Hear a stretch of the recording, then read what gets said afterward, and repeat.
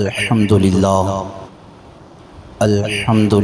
الذی ذی العزة والعلا بارک اللہ لنا فیکم حمدا تسلیما کثیرا کثیرا اما بعد فاعوذ باللہ من الشیطان الرجیم ببرکت بسم اللہ الرحمن الرحیم ما سلککم فی سقر قالوا لم نک من المصلین آمنت باللہ صدق اللہ العظیم وبلغنا رسولہ النبی الامین المتین المختار الکریم ونحن علی ذلک لمن الشاہدین والشاکرین والذاکرین والحمد للہ رب العالمین۔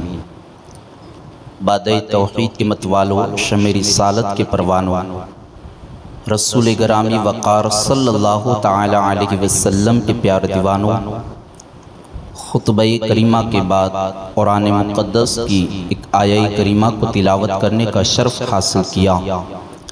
آؤ اس کے متعلق کچھ باتیں سننے سنانے سے پہلے رسول اعظم نور مجسم فخر دو عالم و بنی آدم انیس بے کساں چار ساز درد مندہ ارواح و نافدہ حضور احمد مجتبہ و محمد مصطفیٰ صلی اللہ تعالی علیہ وسلم کی بارگاہ میں درود پاک کا ہدیہ پیش کرتے ہیں۔ جس انداز جس طریقے سے میں پڑھاؤں والہانہ محبت بھرے انداز میں میرے ساتھ پڑھیں۔ الصلاۃ والسلام علیک یا رسول اللہ، الصلاۃ والسلام علیک یا حبیب اللہ، الصلاۃ والسلام علیک یا نبی اللہ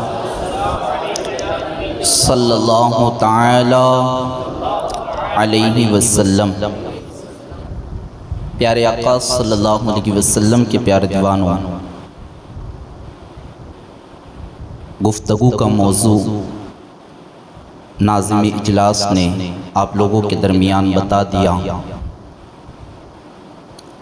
ایک ایسا موضوع، اہم گفتگو جو اسلام کے رکن میں شامل کیا جاتا ہے۔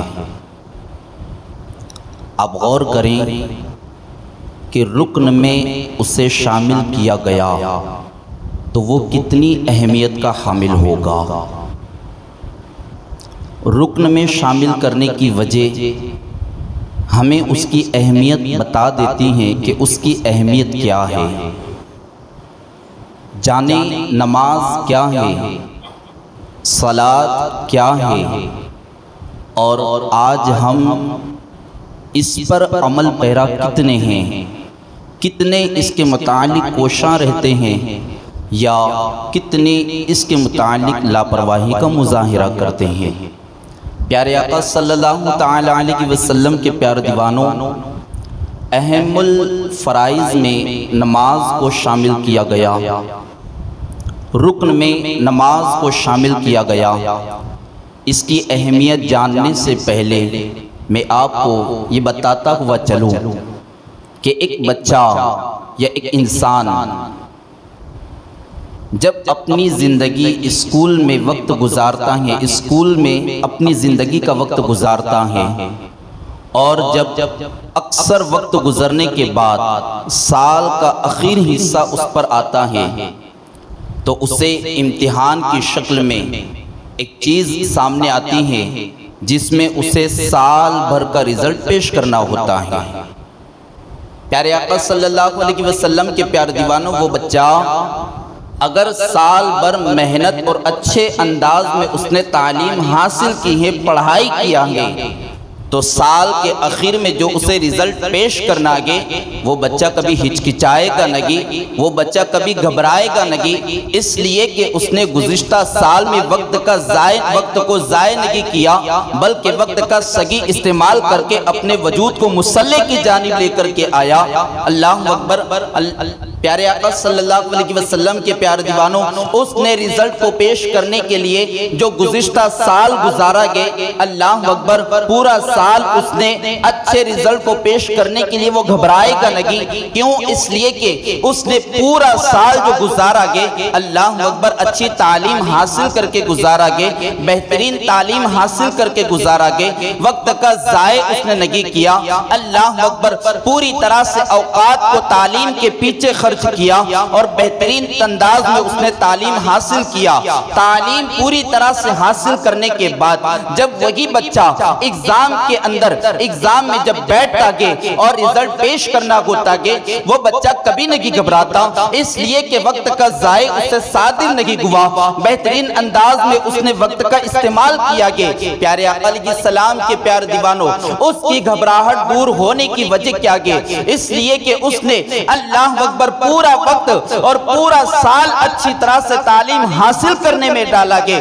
اس کی گھبراہٹ کو اللہ اکبر سال بھر صحیح جگہ استعمال کرنے کی وجہ سے گھبراہٹ دور ہو گئی. پیارے آقا علیہ السلام کے پیار دیوانوں, بلا تمثیل جب ایک انسان, جب ایک بچہ بالغ ہوتا گے اور اسے نماز کا حکم دیا جاتا گے جو اسلام کے اعتبار سے گے, اگر وہ بچے نے اچھے انداز میں نمازوں کی تیاری کی, اچھے انداز میں نماز کو سیکھا, اچھے انداز میں نماز کی تعلیمات پر عمل کی اور اپنے وجود کو اللہ تبارک و تعالیٰ کے گھر کی جانب لا کر کے اپنی پیشانی کو سجدے میں رکھ دیا, اللہ اکبر جب موت کا وقت قریب آتا گے اور اللہ اکبر جب اس کے وجود سے اس کی روح کا جدا ہونا پایا جاتا گے, اس وقت اسے گھبراہٹ نہیں ہوتی, اس لیے کہ اس نے اس کے وجود کا زیادہ حصہ, اس نے وجود کا زیادہ استعمال اللہ اکبر اللہ تبارک و تعالیٰ کی عبادت میں گزارا گے, اللہ تبارک و تعالیٰ کی بندگی میں گزارا گے. پیارے آقا علیہ السلام کے پیار دیوانوں, ہم غور کریں, ہم ہمارے وجود کا, ہم ہمارے بدن کا استعمال کہاں کر رکھیں گے, ہم ہمارے وجود کا استعمال ہمیں کہاں کرنا چاہیے اور ہم کر کہاں رکھیں گے. پیارے آقا علیہ السلام کے پیار دیوانوں, کہ ایسا نہ ہو اللہ اکبر موت کا فرشتہ آ کھڑے اور ہمارے وجود سے, ہمارے بدن سے روح کو نکالنے کے لیے آ جائے, اس وقت ہمیں گھبراہٹ سی محسوس ہو, اس وقت اللہ اکبر ہمیں تکلیفوں کا سامنا کرنا پڑے. اس لیے کہ زندگی کا اکثر حصہ ہم نے عبادت سے منہ موڑ کر کے گزارا گے, زندگی کا اکثر حصہ ہم نے بندگی سے اللہ اکبر روح گردانی کر کے گزارا گے. یہی وجہ ہے کہ ہمارے وجود کو اللہ اکبر تکلیفوں کا سامنا کرنا پڑے. پیارے آقا علیہ السلام کے پیار دیوانوں, یاد رکھیں اپنے وجود کو, اپنے بدن کو اللہ تبارک و تعالیٰ کے گھر کی جانب لانے کی کوشش کرے, اپنی پیشانیوں میں سجدوں کی تڑپ پیدا کرے. جب بندہ سجدوں کا پابند ہو جاتا گے اور اپنے بدن کے حصے کو مسجد کی جانب لے کر کے آتا گے, اسے تکلیفوں کا سامنا کرنا نہیں پڑتا, بلکہ آسانی کے ساتھ اس کی روح نکال لی جاتی ہے اور بڑے اطمینان کے ساتھ وہ اس دنیا سے رخصت ہوتا ہے. پیارے آقا علیہ السلام کے پیار دیوانوں, آج ہم دیکھیں اکثر قوم مسلم کا طبقہ, بالخصوص نوجوان طبقہ, اللہ اکبر اپنے وجود کو مساجدوں سے بلکہ خدا کے گھر سے کتنا دور کر رہا ہے, کتنا دور رکھ رہا ہے. ماہ کے سیام ہمارے درمیان گزر رہا ہے, ماہ کے سیام کے مبارک لمحات ہمارے درمیان گزر گے, ماہ سیام کے مبارک و مقدس لمحات ہمارے درمیان سے رواں گے.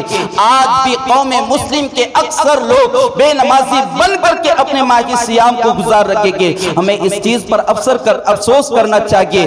بے نمازی کیا ہوتا گے, بے نمازی پن آج ہم نے اسے بڑا ہلکے میں لیا گے, بڑا نازک وقت کے, بڑا نازک موڑ کے اسے اتنا ہلکے میں نہ لے. پیارے آقا علیہ السلام کے پیار دیوانوں, دنیا میں بسنے والا انسان بالخصوص مسلمان اللہ اکبر جیتے جی اتنی نیکیاں کرتا گے, کہیں صدقہ کرتا گے, کہیں خیرات کرتا گے, کہیں زکاة نکلتا گے, کہیں زکاة نکالتا گے, اپنی زندگی کے موڑ پر اچھی سے اچھی, بہتر سے بہتر نیکیاں کرنے کی کوشش کرتا گے. آؤ میں آپ کو ایک حدیث مبارکہ سناؤں. ابو داؤد کے اندر ایک پیاری حدیث موجود ہے, بتایا جاتا ہے سیدنا ابو ہریرہ رضی اللہ تعالیٰ عنہ عرض کرتے ہیں کہ سرکار مدینہ صلی اللہ علیہ وسلم نے ارشاد فرمایا, کل بروز قیامت بندے کے سارے اعمال میں سب سے پہلا پہلا عمل اگر کوئی دیکھا جائے گا تو وہ نماز کا عمل دیکھا جائے گا۔ اللہ اکبر،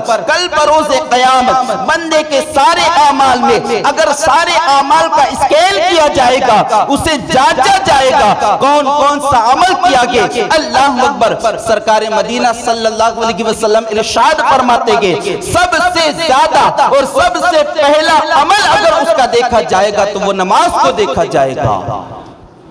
آگے حضور علیہ السلام ارشاد فرماتے ہیں مسلمانوں اب غور سے سنیں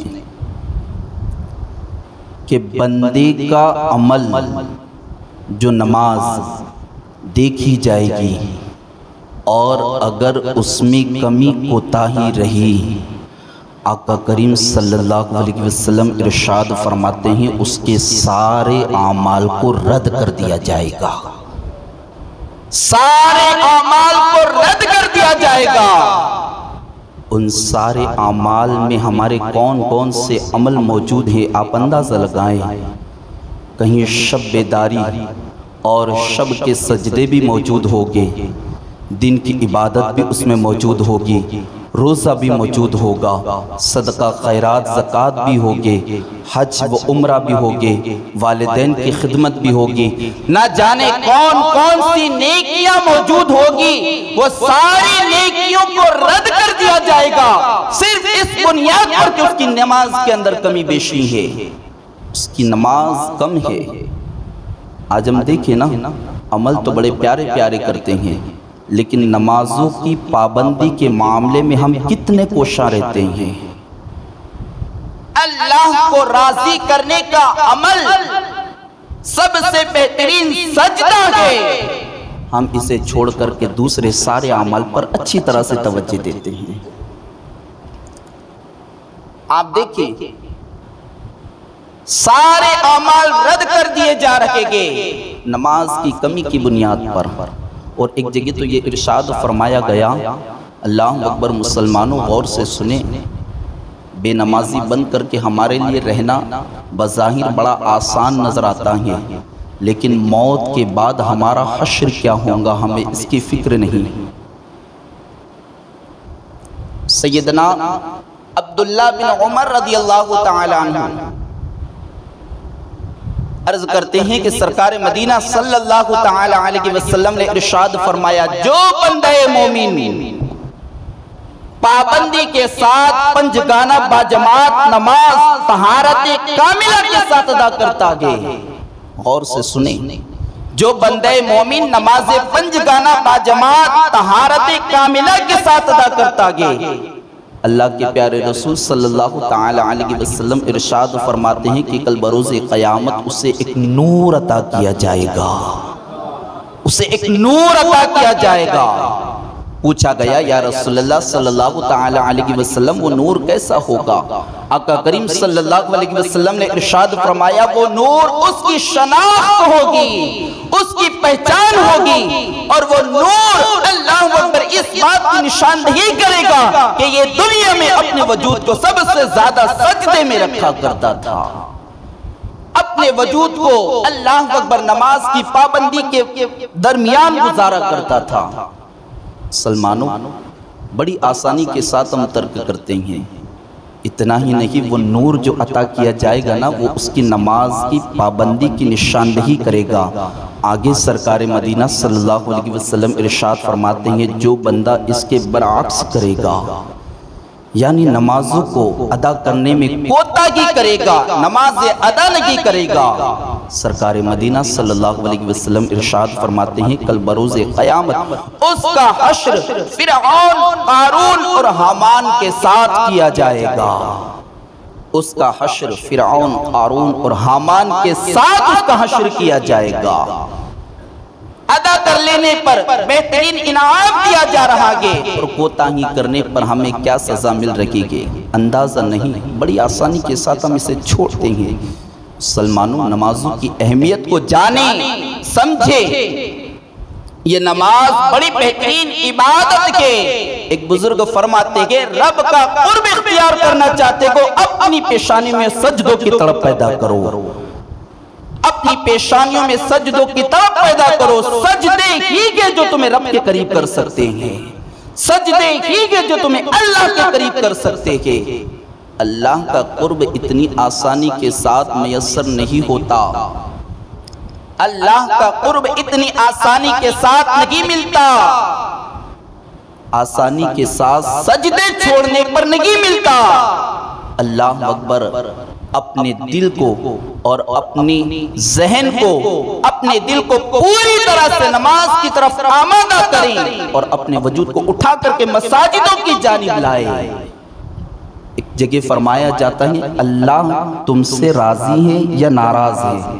اگر تم یہ جاننا چاہتے ہو نا، ہر کسی کو ایک چیز کی خواہش ہوتی ہے، میں بھی جاننا چاہتا ہوں کہ میرا اللہ مجھ سے راضی ہے یا ناراض ہے۔ آپ کو بھی اگر میں کہوں کہ اگر آپ یہ جاننا چاہتے ہیں کہ اللہ آپ سے راضی ہے کہ ناراض ہے، ایک بزرگ فرماتے ہیں اگر ایک نماز ادا کر کے تم دوسری نماز کا دل سے انتظار کر رہے ہو تو جان لو کہ اللہ تم سے راضی ہے، جان لو کہ اللہ تم سے راضی ہے۔ اور نماز بڑی عجلت میں ادا کر کے دوسری نماز آنے پر تمہارے چہرے بگڑ جائے، اذان ہو گئی اب جانا ہوگا، اپنے ایمان کا محاسبہ کرے، اپنے ایمان کو جانچے، اپنے ایمان کو پرکھے، کہیں نہ کہیں تو کمزوری ہے جو اللہ کی ناراضگی کا سبب بنا بیٹھا ہے۔ پیارے آقا صلی اللہ علیہ وسلم کے پیار دیوانوں سمجھے، نماز یہ اللہ کا قرب دیتی ہے۔ آئے تو قریب، اس کے قریب تو آئے۔ سنی دعوت اسلامی تمہیں نمازی بنانا چاہتی ہے، الحمدللہ۔ سنی دعوت اسلامی تمہیں اللہ تبارک و تعالیٰ کا بہترین بندہ بنانا چاہتی ہے، آقا کریم صلی اللہ علیہ وسلم کا بہترین امتی بنا کر کے لوگوں کے درمیان، اغیاروں کے درمیان پیش کرنا چاہتی ہے۔ قریب آئے، سنی دعوت اسلامی کے قریب ہو جائے، دیکھے، اس کا ماحول سمجھے، اور یہی سنی دعوت اسلامی پھر تمہیں رب تبارک و تعالیٰ کا بہترین بندہ بنائیں گے۔ قریب آئے تو صحیح۔ پیارے آقا علیہ السلام کے پیار دیوانوں، کون چاہے گا فرعون، قارون اور حامان کے ساتھ ہمارا حشر ہو؟ کون چاہے گا؟ کوئی نہیں چاہتا۔ ہر کوئی چاہتا ہے کہ میرا حشر بھی ابو بکر صدیق رضی اللہ تعالیٰ عنہ کے ساتھ ہو، میرا حشر بھی خلفائے راشدین میں سے کسی صحابی کے ساتھ ہو، مجھے ان کا بھی قرب مل جائے، میں ان کے ساتھ جنت میں جاؤں، اور جنت میں جاؤں تو جنت میں جانے کے بعد بھی میں ان سے جدا نہ رہوں، بلکہ ان کے قریب ہی میں مجھے گھر ملے۔ چاہت تو بڑی خوبصورت ہے، لیکن عمل سوال، عمل کیا ہے ہمارا؟ پیارے آقا صلی اللہ علیہ وسلم کے پیارے دیوانوں، نماز کو سمجھے، آسانی کے ساتھ ترک نہ کرے، اور یاد رکھیے ایک بات میں کہوں، ماہ سیام جو ہے نا، ماہ سیام ہمارے درمیان میں آتا ہے تو صرف اور صرف ہمارے کھانے کا شیڈول نظام تبدیل کرنے کے لیے نہیں آتا۔ آج کیا ہو رہا ہے پتہ ہے؟ ماہ سیام میں مساجدوں میں صرف تعداد بڑھ رہی ہے، اس کے علاوہ ہم میں تبدیلی کیا آ رہی ہے؟ اس کے علاوہ ہمیں تبدیلی آ کیا رہی ہے؟ بدلاؤ کیا آ رہا ہے؟ مساجدوں میں تعداد دیکھیں نا، پہلے صف میں جگہ ملنا مشکل ہوتی ہے، امام صاحب کو تو مل جاتی ہے، باقی حضرات کو مشکل ہو جاتی ہیں۔ وہ ٹینشن میں جلدی جلدی دوڑ کر کے آتا، مجھے اندر جانا ہے، اے سی میں جانا ہے، باہر مجھے فین میں گرمی میں پڑنی پڑے گی۔ اس کے علاوہ مساجدوں میں تعداد بڑھنے کے علاوہ ماہ سیام میں ہم میں اور کون سی تبدیلی آتی ہیں؟ نظر نہیں آتی۔ خدا را اپنے آپ کو صرف ماہ سیام کا عبادت گزار نہ بنائے، اپنے آپ کو زندگی پر اللہ تبارک و تعالیٰ کا بہترین بندہ بن کر کے اور بنا کر کے زندگی کے لمحات گزارنے کی کوشش کریں۔ پیارے آقا علیہ السلام کے پیار دیوانوں، آخری بات بتاؤں، اگر آپ نمازوں کو ترک کرنا اتنا ہی آسان سمجھتے ہیں تو آؤ ایک آخری بات بتا کر کے اپنی گفتگو کو سمیٹوں۔ حضرت سیدنا سمرقندی رحمت اللہ تعالی علیہ ایک روایت کو نقل کرتے ہیں، فرماتے ہیں حدیث مبارکہ ہے، سرکار مدینہ صلی اللہ تعالی علیہ وسلم ارشاد فرماتے ہیں کہ جو بندے مومن جان بوجھ کر کے ایک وقت کی نماز کو ترک کرتا ہے، اللہ اکبر، اس کا نام جہنم کے دروازے پر لکھ دیا جاتا ہے۔ سنے ہوں گے بار بار، اس سے پہلے بھی سنے ہوں گے نا یہ روایت، اس کے باوجود بھی اگر ہمارے دل میں نماز کا شوق پیدا نہیں ہو رہا تو وہ ہمارا سننا ہمیں کوئی فائدہ نہیں پہنچایا، اس سننے نے ہمیں کوئی فائدہ نہیں پہنچایا۔ پیارے آقا صلی اللہ علیہ وسلم کے پیار دیوانوں، اتنا آسان نہ سمجھے۔ اب آؤ جو قرآن پاک کی آیہ کریمہ کو میں نے آپ لوگوں کے درمیان تلاوت کی تھی نا، اس کا مفہوم بتاؤں اور پھر اپنی گفتگو سمیٹوں۔ قرآن پاک میں اللہ تبارک و تعالیٰ نے ارشاد فرمایا ما سلککم فی سقر، پوچھا جائے گا آخر وہ کون سی بات کے، کون سی چیز کے، کون سا عمل کے جو تمہیں جہنم میں لے کر کے گیا۔ پوچھنے والے جہنمیوں سے پوچھیں گے، جو جہنم میں جا رکے ہوں گے، جا چکے ہوں گے، ان سے پوچھیں گے بتائیں ما سلککم فی سقر، آخر وہ کون سا عمل کے جو تمہیں جہنم میں لے کر کے گیا گے، وہ کون سی بات کے جو تمہیں نار جہنم کا مستحق بنایا ہے۔ ان کے سوال پر وہ حضرات جواب دیں گے قالوا لم نک من المصلین، ہم نماز نہیں پڑھتے تھے، یہی عمل نے ہمیں جہنم میں لے کر کے گیا ہے۔ قرآن کی آیت ہے، ہم نماز نہیں پڑھتے تھے، اسی عمل نے ہمیں جہنم میں لے کر کے گیا ہے۔ مسلمانوں اندازہ لگائیں نا کتنی وعید آ رہی کہ باوجود اس کے اگر ہم میں نماز کی اہمیت، ویلیو، قدر و منزلت نہیں سمجھ سکے اور آج بھی اپنے آپ کو نمازوں کا پابند نہ بنائیں تو پھر کہیں ایسا نہ ہو، اللہ نہ کرے، 100,000 مرتبہ نہ کرے، یہ جواب ہمیں دینا نہ پڑے ہمیں جہنم میں بے نمازی بننے لے کر کے گیا، کہیں یہ ہمیں جواب دینا نہ پڑے۔ پیارے آقا صلی اللہ علیہ وسلم کے پیارے دیوانوں، نمازوں کا عادی بنائے، اپنے وجود میں، اپنے دل میں نمازوں کی سچی محبت پیدا کرے۔ انشاءاللہ جب دلی عشق نمازوں سے ہوگا، دلی عشق خدا کے گھر سے ہوگا، ساری برکتیں ہوگا، یہ ہاتھ اٹھائیں گے، زبان سے الفاظ بعد میں نکلیں گے، خدا تمہاری دل کی کیفیت کو جان چکا ہوگا اور تمہاری زبان سے الفاظ بعد میں نکلیں گے، ہاتھ اٹھے اللہ تبارک و تعالیٰ دعا قبول کرے گا، ہاتھ اٹھے کہ اللہ تبارک و تعالیٰ دعا قبول کرے گا۔ یہ معاملہ کب ہوگا؟ جب اپنی پیشانیوں میں سجدوں کی تڑپ پیدا کرے گے انشاءاللہ۔ پیارے آقا علیہ السلام کے پیارے دیوانوں، نمازوں کا عادی بنائے، پابند بنائے، نمازوں کے قریب ہو جائے انشاءاللہ۔ سچی پکی بہترین محبت جب ہماری نمازوں سے رہے گی انشاءاللہ، ساری مشکلات ہماری ایسے ہی حل ہوتی چلی جائے گی۔ اللہ تبارک و تعالیٰ کی بارگاہ میں دعا ہے، رسول اعظم صلی اللہ تعالیٰ علیہ وسلم کے صدقے توسل مولا تبارک و تعالیٰ اس پوری گفتگو میں اگر کوئی خطا غلطی ہوئی گو، اللہ کریم رسول اعظم صلی اللہ علیہ وسلم کے نعلین پاک کے صدقے توسل تمام غلطیوں کو معاف عطا فرمائے۔ ان تمام گفتگو میں سب سے پہلے مجھے، بعد میں آپ لوگوں کو عمل کرنے اور ان باتوں کو دوسروں تک پہنچانے کی توفیق و رفیق عطا فرمائے۔